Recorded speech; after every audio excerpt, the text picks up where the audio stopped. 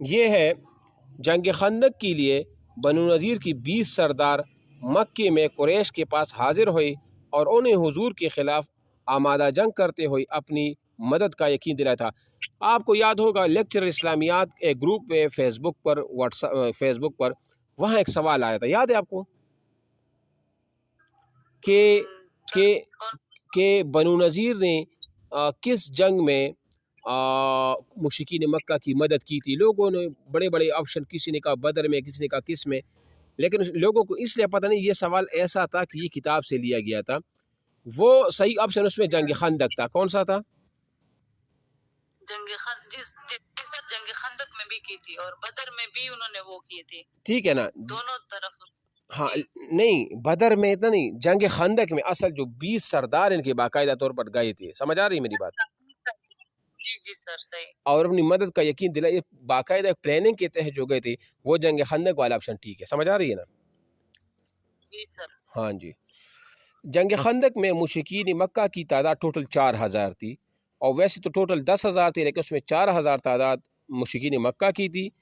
ان میں باقی دوسرے ہاں ان میں قبیلہ فزارہ کا جو سردار تھا، اگر سوال آ جائے کہ جنگ خندق میں مشرکین کا جو قبیلہ فزارہ کا سردار تھا وہ کون تھا، تو وہ عیینہ بن حسن تھا، اور بنو مرہ کا سردار حارث بن عوف تھا، اور بنو اشخ کا سردار مسعر بن رخیلہ تھا۔ یہ سردار تھے، ٹھیک ہے۔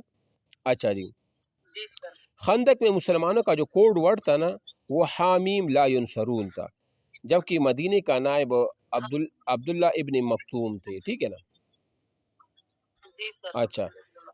اچھا اس کے لیے یہ بھی نوٹ کر لیں کہ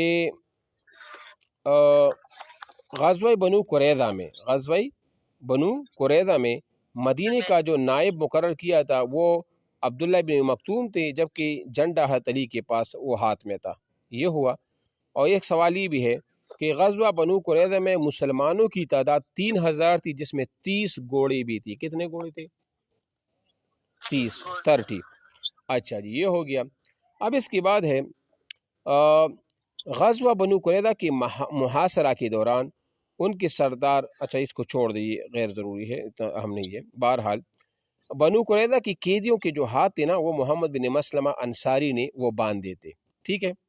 اچھا جی، جنگ بنو قریظہ میں 2 صحابی وہ شہید ہو گئے تھے، ایک خلاد بن سوید شہید ہوئے تھے، جبکہ دوسرے عکاشہ بن محسن کے بھائی ابو سنان نے محاصرہ کے دوران وفات وہ پائی تھی۔